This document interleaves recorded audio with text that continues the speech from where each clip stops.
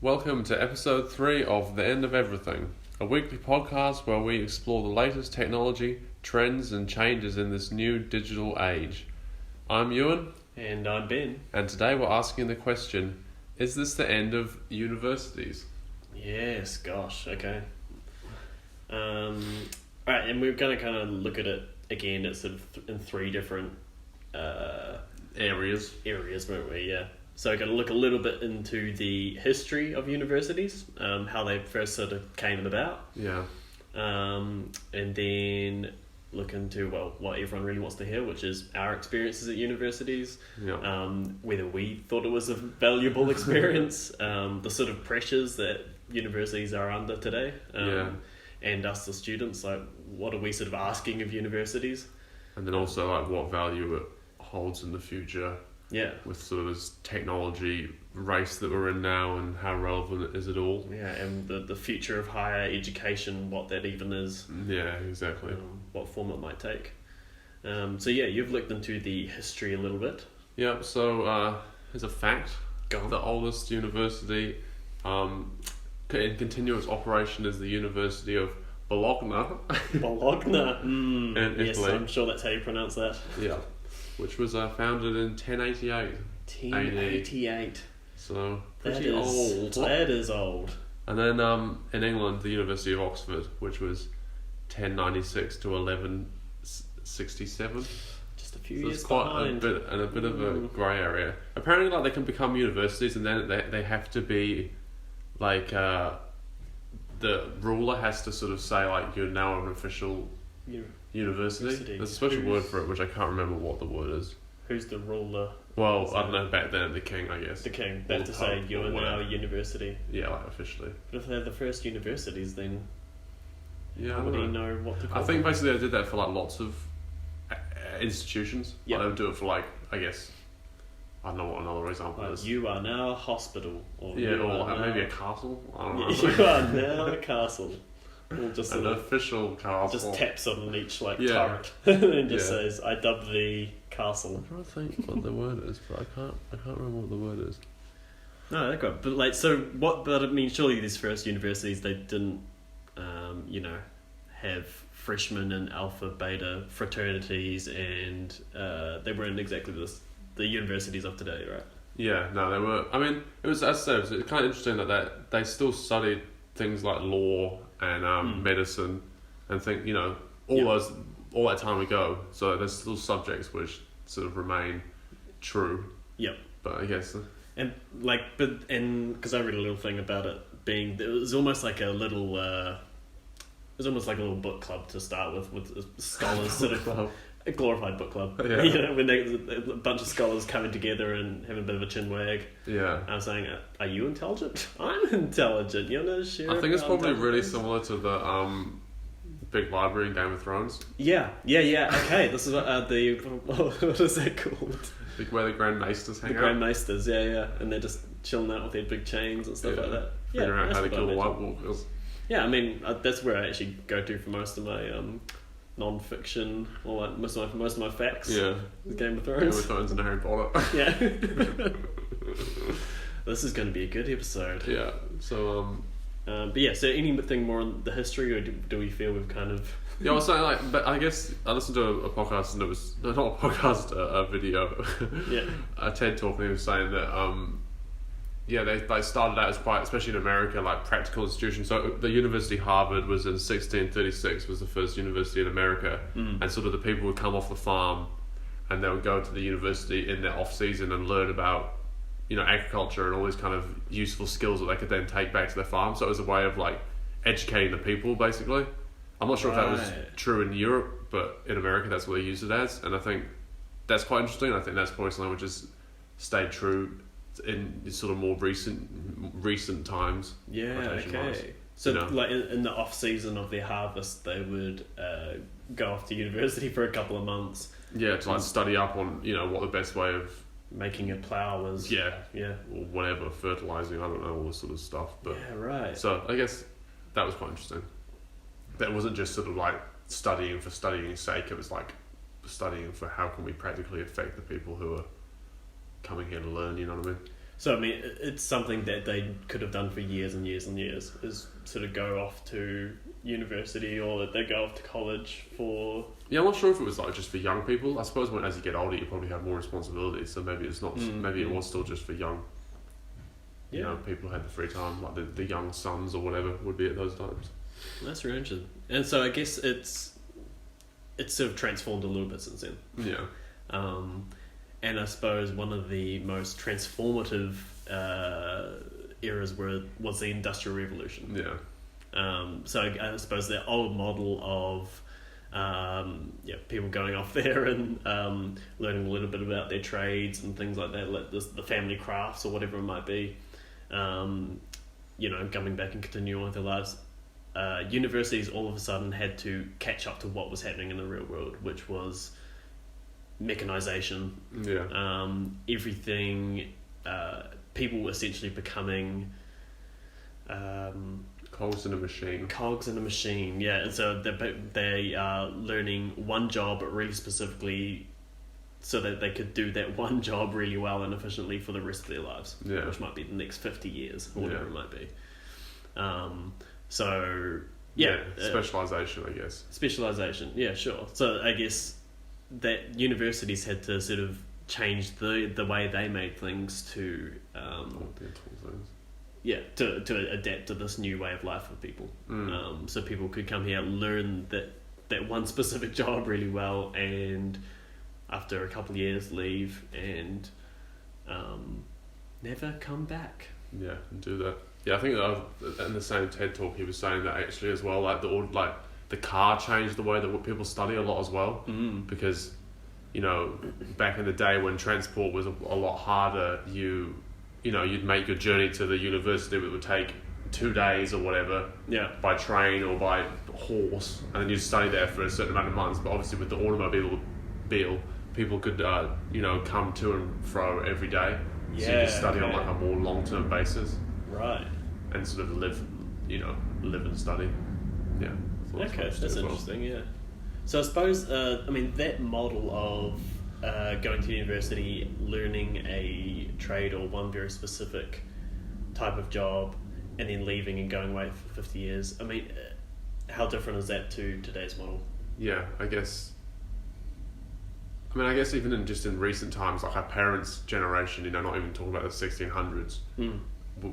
People. My parents are might be that old. I can't really remember. They're pretty old. Yeah, but maybe not quite. Yeah. Even I think their generation was taught that they would study. They would probably do 1 or 2 careers in their lifetime.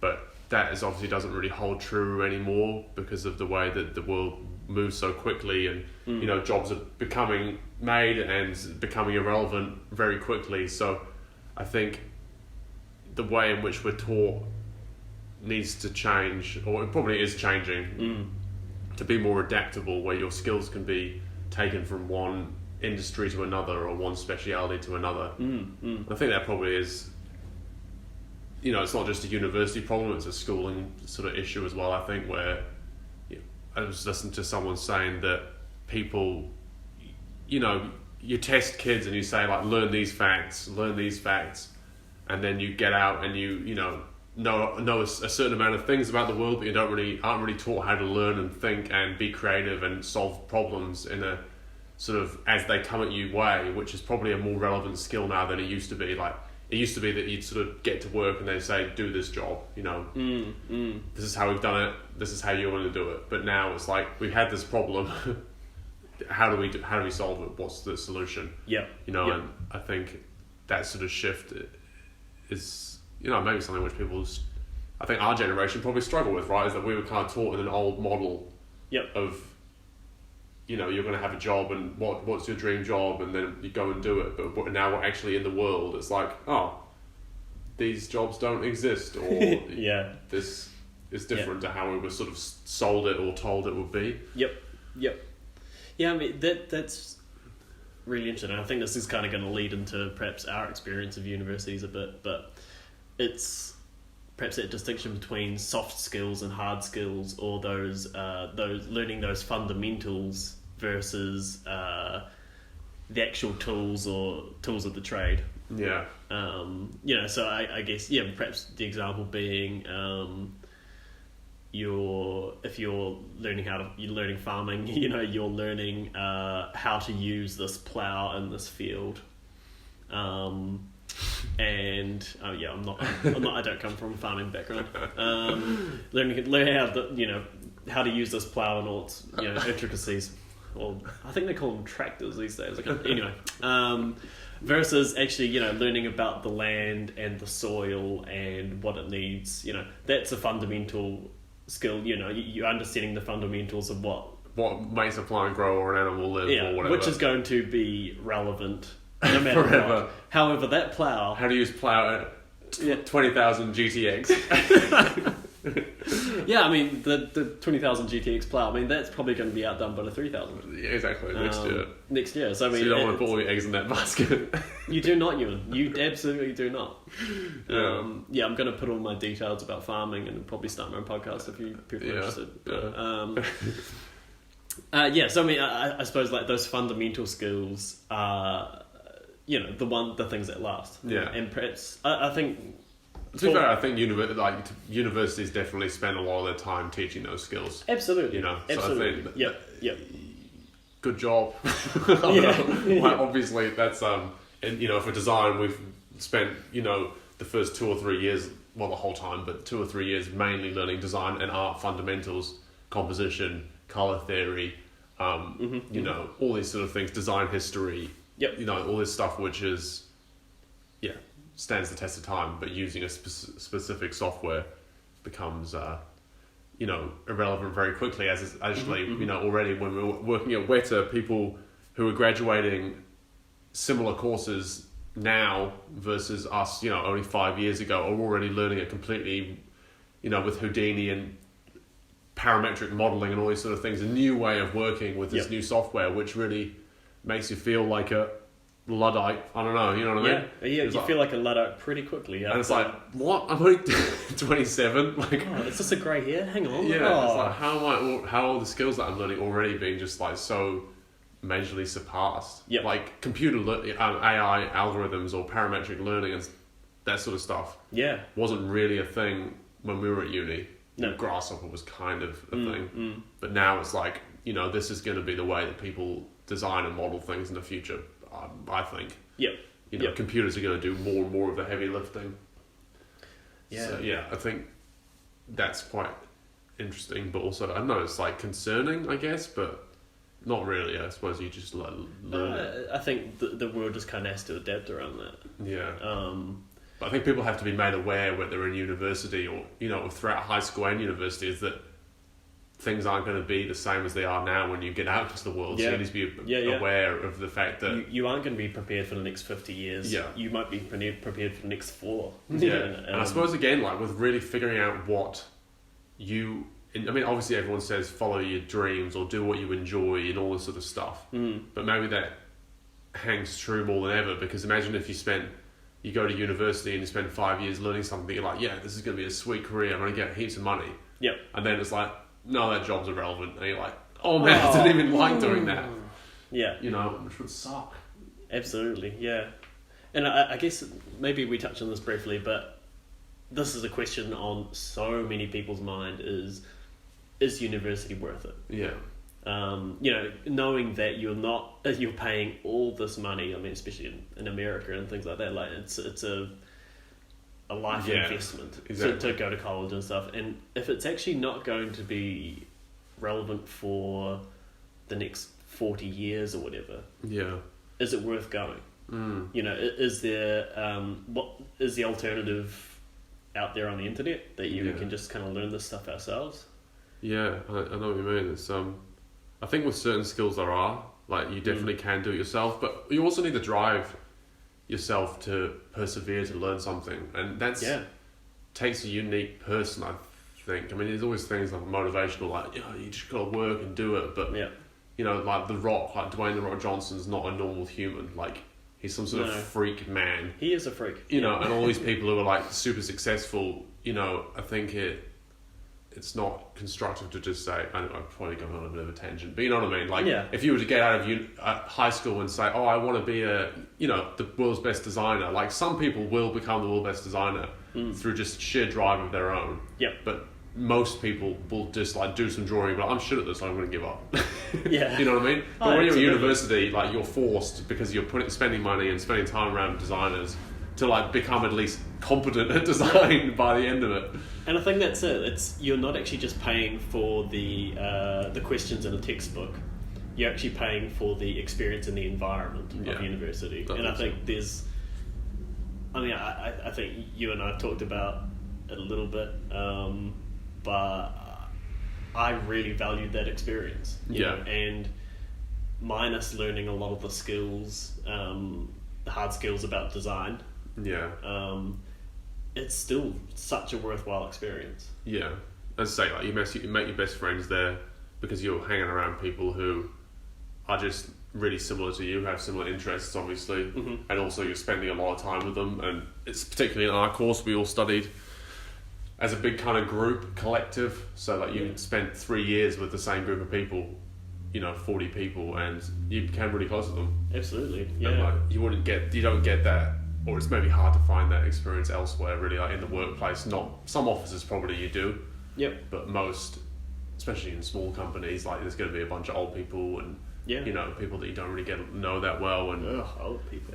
you're not going to, like, make lifelong friends in the same way, I don't think. No, and it is kind of that thing too, because it's something I've often sort of reflected on. Is like during high school, I was the artistic one in my friend group. Yeah. Everyone else was more into their science and math, and of which I could do a little bit of. But like, art is always where I had my sort of passion for, and those sort of things. And like, there's a certain type of person who loves that stuff as well. Yeah. And then all of a sudden, you go off to university, chose to go to like a come up here to Massey, and then you are surrounded by people just like you, just like yourself, who are all the respective, like, sort of artistic friend in their own friend groups, and we've all sort of come together and we're like, oh, you're like me, oh, you're just like me, oh, you have the same name as me, you're correct. Like, it's incredibly validating. Yeah.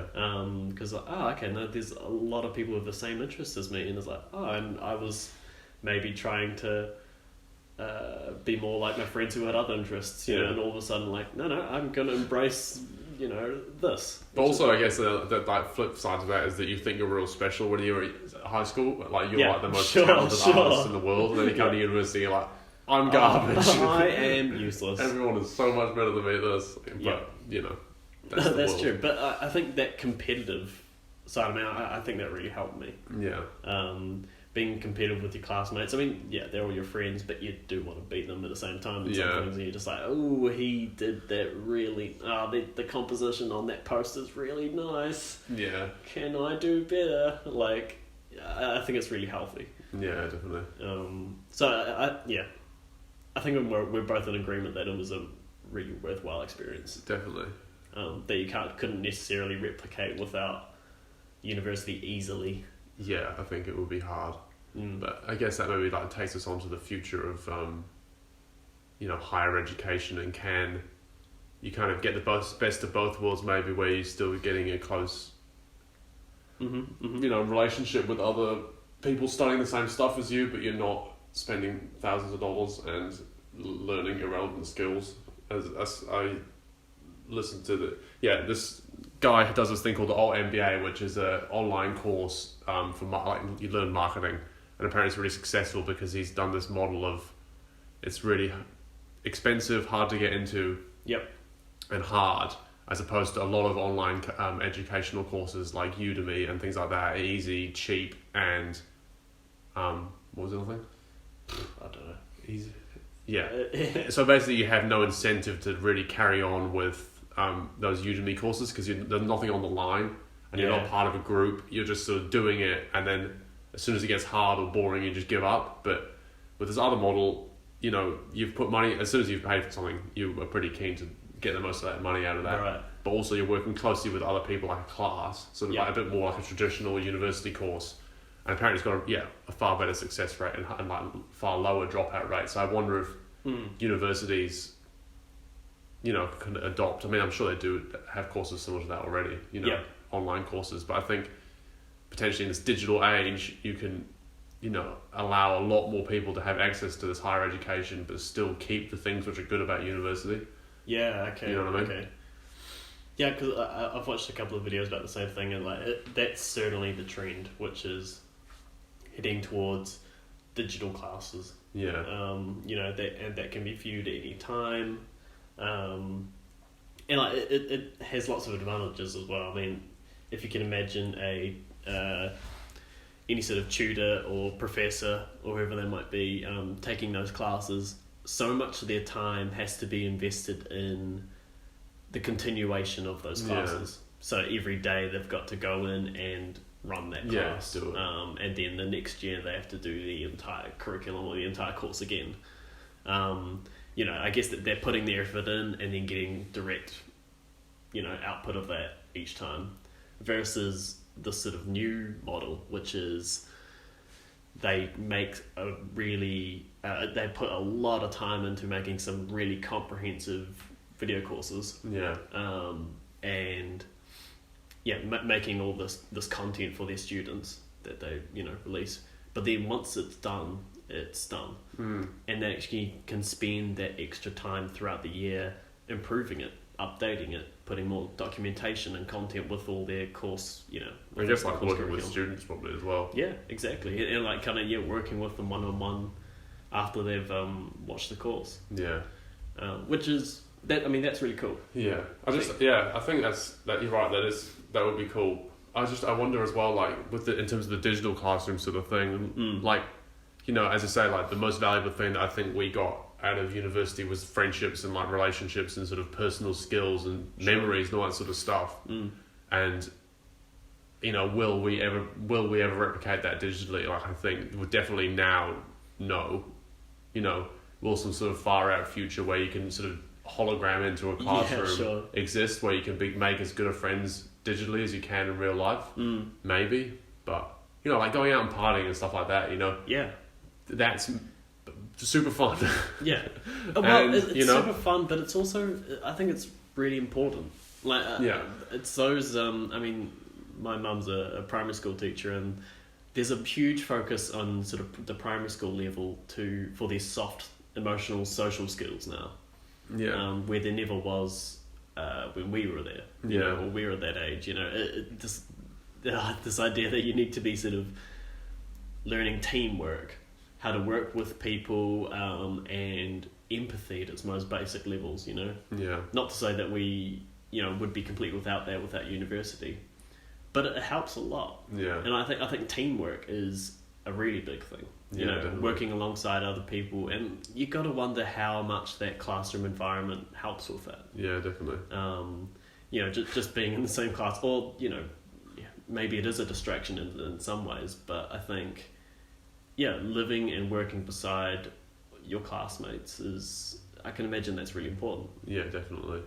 I agree. Like, I don't know what the impact of that future would be. Yeah, it's like as well, like when you take it into an employer kind of scenario as well, like would you rather, like, no matter how good someone is at something, like if they're an asshole or like don't have great people skills and aren't great to work with, like you don't want to employ them and work with them. Yeah. And so actually the things which get you jobs are these, like you say, your soft skills. Yeah. Like in an interview for your job interview, you have to come across like a psycho or like someone who's really hard work. Even if you're the most talented person ever, they're not going to want to employ you. Yep. And I remember, I don't know one of our tutors said it in university that like these relationships you're making are like the most important thing you're going to get from this course, because your friends will be the people who get you jobs when you leave. Yeah. So don't be a dick. Don't be a dick to your friends. Because no one will want to work with you afterwards. And like I have definitely worked with,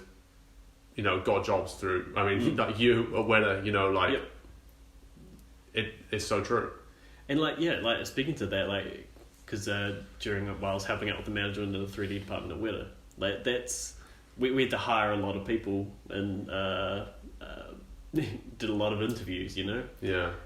And, our criteria for hiring people was quite often, like, the top thing was, are they going to fit well in the team? Yeah. You know, it's because they could be, I mean, you know, Weta Workshop has some of the most incredible CVs and talented people put in their portfolios to try and get a job there. You know, you can imagine all of that. However, if they're not going to gel with the team at large, it's not going to be a good fit. More hassle than it's worth. Yeah, it is, absolutely, you know. You know, they could be a total whiz kid and be able to solve every problem, but if they're going to be really annoying or disruptive or whatever it might be, it makes it sound like school children. That's something we've got to look for. So, I mean, so much of what we're doing was in the interview just working them out as a person. It's like, he seemed really chill, or she seemed really lovely. Like, I think she'll get along with the team, and those two would gel pretty well. And then you're almost talking about their qualifications or their skills. Are they competent? It's just like, I mean, it's amazing the amount of weight that carries. Yeah, definitely.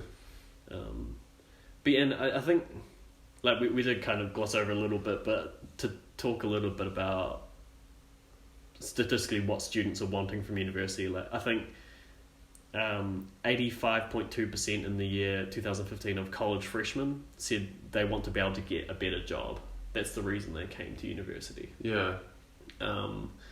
And so I think it's certainly still the main.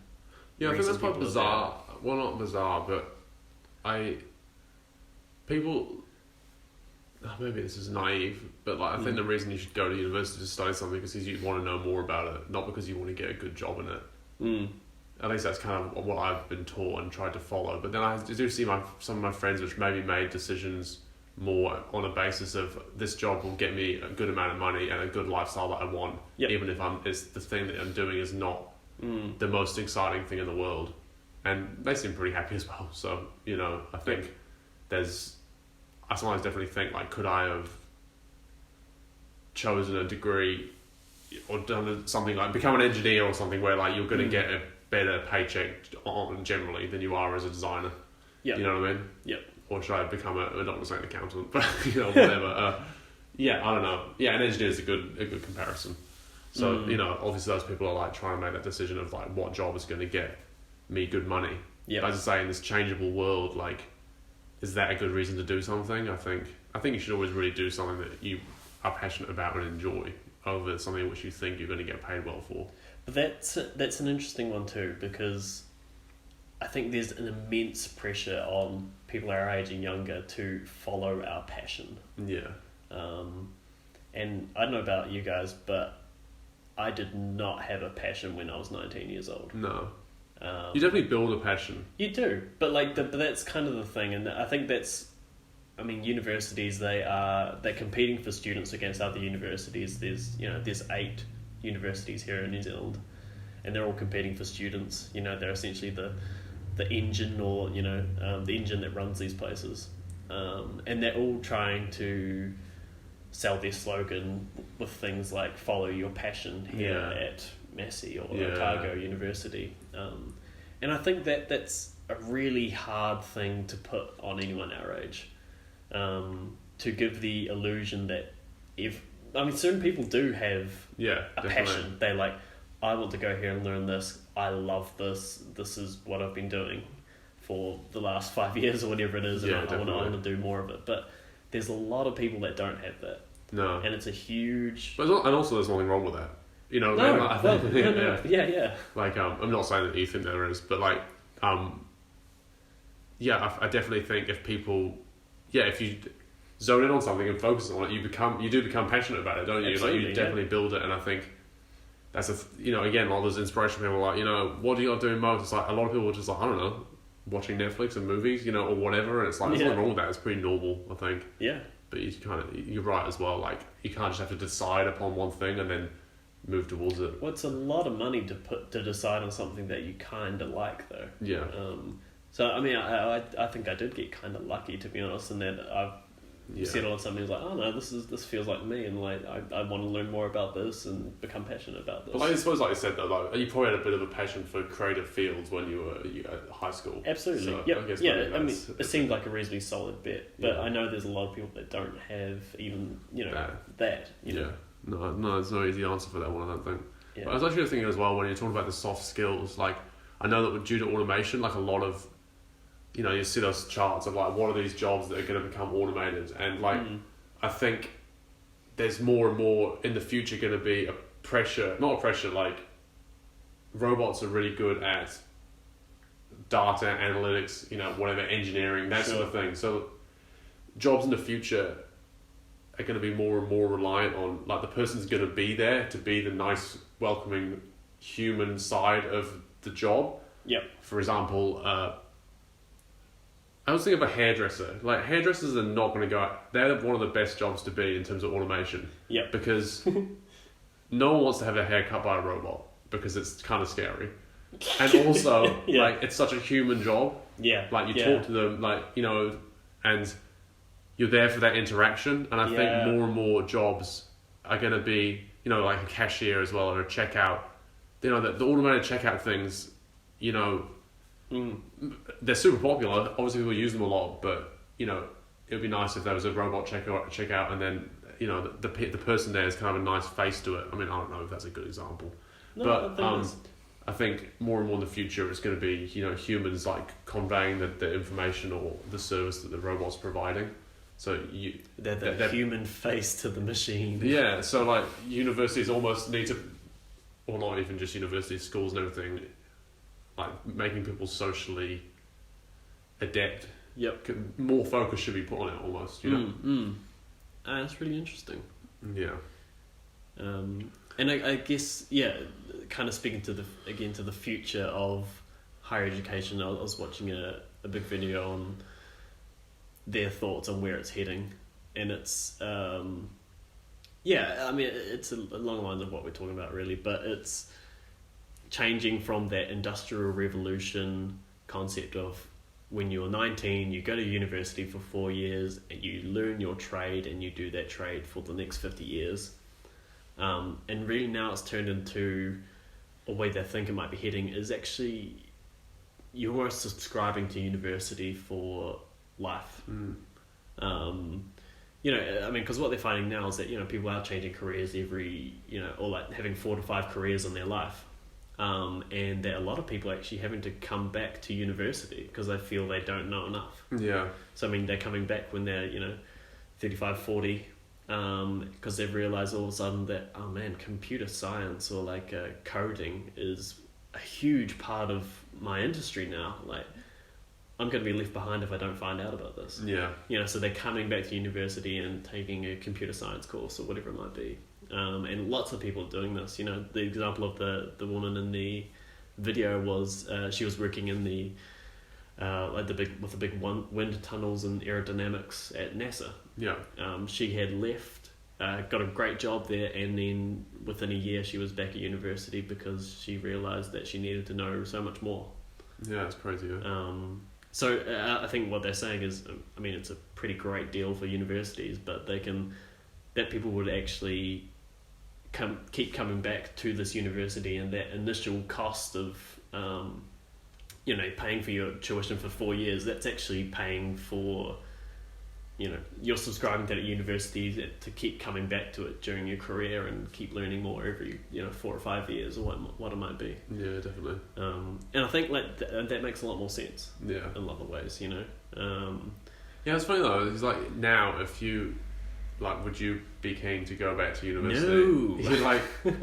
But then again, I suppose I could do like a part-time course. I wouldn't be opposed to. But to go back and do 4 years again, you're like, oh god. Well, but that might be it too, in that it might not be 4 years. Yeah. It might be 6 months part-time. And also, I suppose there's a stigma with us that, not stigma with us, stigma with society that, universities for younger people. Sure. And even now already, I feel like a bit to go back to the university with a bunch of 18-year-olds, it would be a little pretty annoying. Yeah. Or not something I would be super keen to do. But I guess like if you did your masters or something, you'd be with older people. You know, my friend just did his masters, and it looked pretty great. Yeah, you know, I could definitely consider doing something like that. Yeah, that'd be fun. And we're no longer eating just megari noodles. No. We might have to go back to it, I suppose. But depending on how well this podcast goes. Like and subscribe. Like and subscribe. But yeah, have we got anything else? Any other bits and pieces? No, I think that's kind of I think that's kind of it, really. Yep, that about sums it up. So please let us know your thoughts on universities and also if you have any suggestions of what else we could ramble on about. Yeah, because we can ramble for about 45 minutes apparently. Please let us know. Yeah. And see you next week. Will do. Alright, later.